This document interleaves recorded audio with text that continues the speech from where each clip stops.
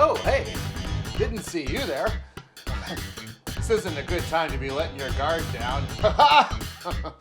Well, since you made it here, and you're still alive as far as I can tell, I guess it's as good a time as any to get this show going.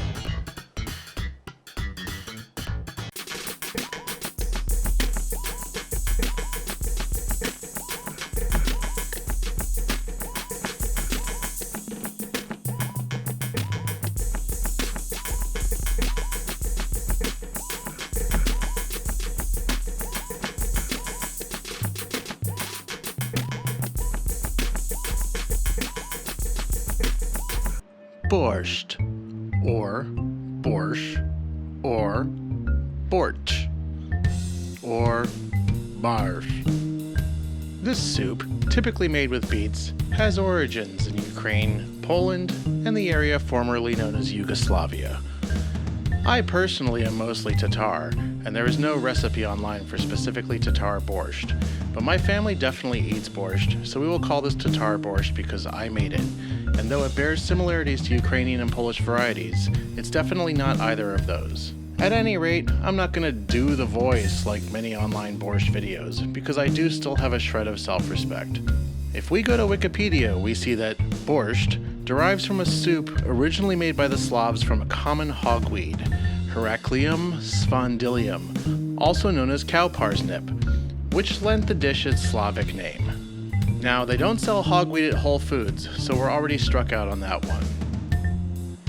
If you scroll down to the bottom of the origin story, you'll see the only mention of the Tatars, wherein it is written that when the Tatar tribes arrived in Lithuania, their leader, known only as Khaled, finished 3 bowls of the soup before famously demanding another one.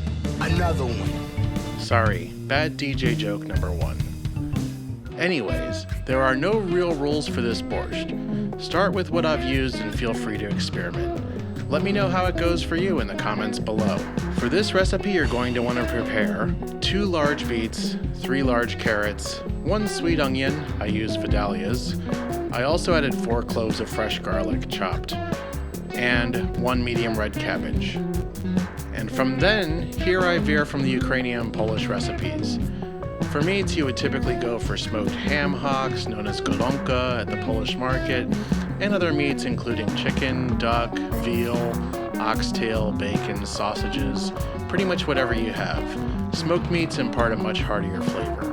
Because we're in quarantine and the meat department downstairs is slim, I'm using 1 pound of pork spare ribs and 1 pound of beef short rib, with a secret ingredient to impart some smokiness that we will reveal later.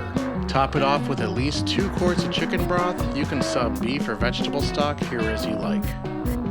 Next, for the dry rub, more or less to taste, of 2 tablespoons of paprika, 2 tablespoons garlic powder, 2 tablespoons sumac powder, 1 teaspoon turmeric, 1 teaspoon ginger powder, 2 teaspoons of cumin, 2 teaspoons of black pepper. Now, starting off with the meats.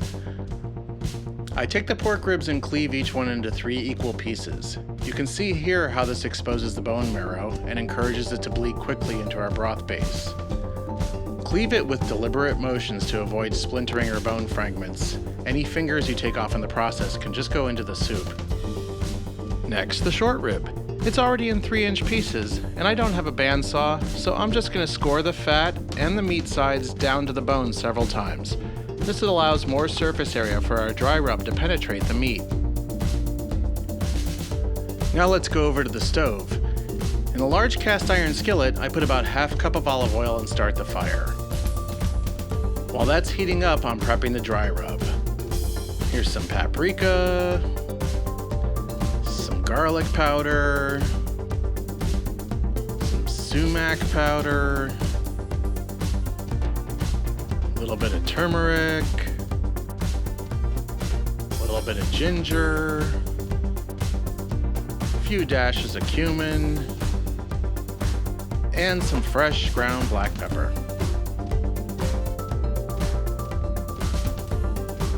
We're gonna whisk all of this together and then quickly coat all of our meat in it until each piece is evenly coated up and down.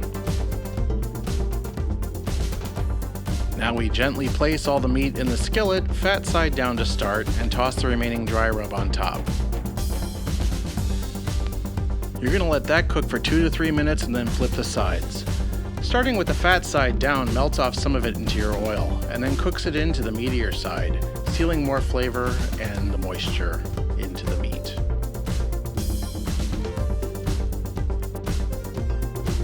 Two to 3 minutes on the second side, nice and evenly browned, and then place all the meat into your stock pot to cool for a little bit, being sure to reserve and cool all the fats and spices in the skillet. Next, we're going to prep the carrots and onions. At this time, also chop a few cloves of garlic. I like to keep these all nice and chunky so they retain as much flavor as possible. Now I'm going to add my chicken broth to the stock pot and fire both the stock pot and skillet. Once the oil is sizzling, it's ready for you to transfer your carrots and onion, tossing them in the oils so they're evenly coated. Keep cooking until the onions are mostly clear, then you can simply turn off the burner for them to sit and marinate for a while. Just to add more flavor overall, I'm going to throw those garlic cloves in for good measure.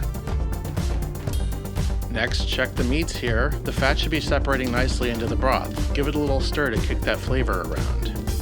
Now it's time for the surprise ingredient.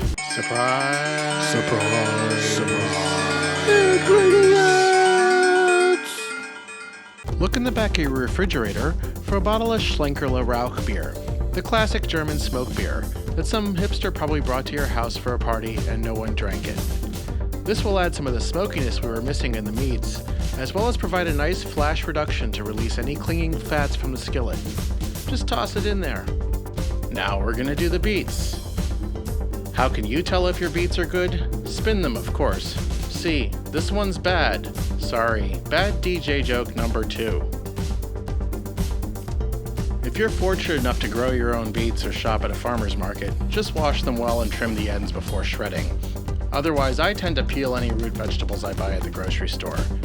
Here, I forgot that I own a peeler, so I used my knife, which is a tad more wasteful, but what are you going to do? Hey, feel free to comment all you want on my knife techniques below. I've never worked in a professional kitchen, in part because everyone I know who did seems either miserable or hates to cook at home, which I love to do. Anyway, once the beets are chopped in a manageable size, we're going to shred them. Since beets range in size, I ended up with a bit too much, so I'm going to reserve some and make a daikon beet salad to serve later. Well, actually these daikon greens are pretty fresh and clean, so I'm going to toss them in the pot as well. You could do this with dandelion or mustard greens, carrot tops, fennel, beet tops, whatever you have lying around that's non-toxic and leafy will just boost the flavor of the end product. Now, without getting too far off base, let's go back to the stove. I'm going to give the pot a stir and then fold in the shredded beets. Now the soup is a little too chunky, so I'm going to add a surprise additional quart of broth to it. This may come across as a mistake, but in actuality the slight rapid cooling and reheating that this causes just kicks more flavors into your soup. It's a good method to use if you don't feel like waiting 12 hours for your soup to cool and heat several times. Once it's up to a light boil again, stop the fire under the soup for a brief cool down phase. Take your carrots and onions that have been gelling and dump them into the pot. Mix them in well and give them a light salting like 2 to 3 teaspoons to taste.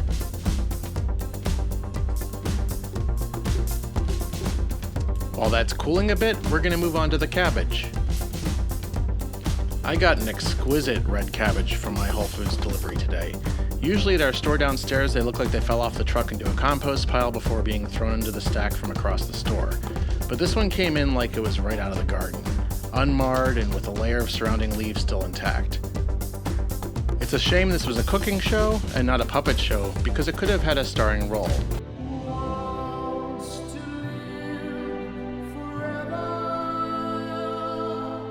Ignoring its screams, we're going to chop it up as thinly and quickly as possible to get it to stop. Check the pot. Yep, it's looking good. Flavorful mess of meaty goodness. We're going to mix the cabbage in and just let it sit covered for about an hour or as long as you can stand it. Here I transferred a portion to a smaller pot to reheat just to serving temperature.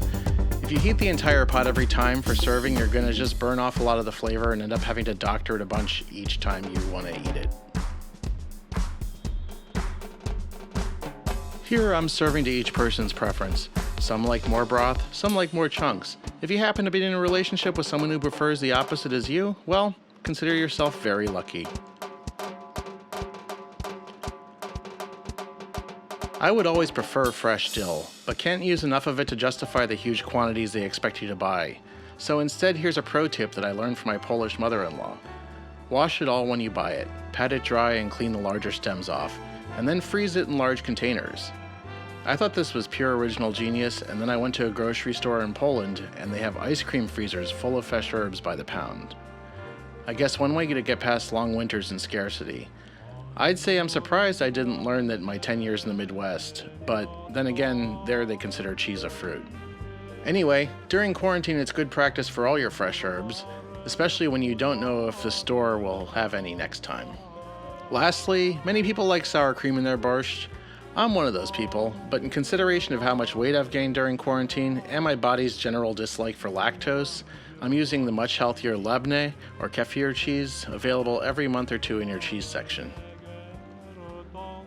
And that's all. Serve it up, here with some grilled Gouda and avocado sandwiches, or whatever you can scrounge up, or by itself. It's your life and I really can't make you do anything.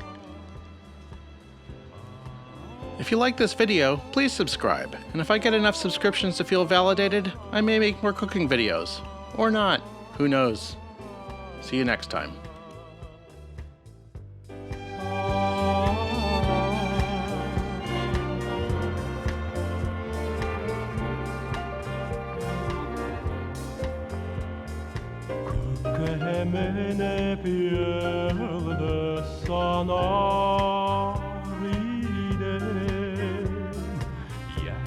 Yüreğin şunu ötelesen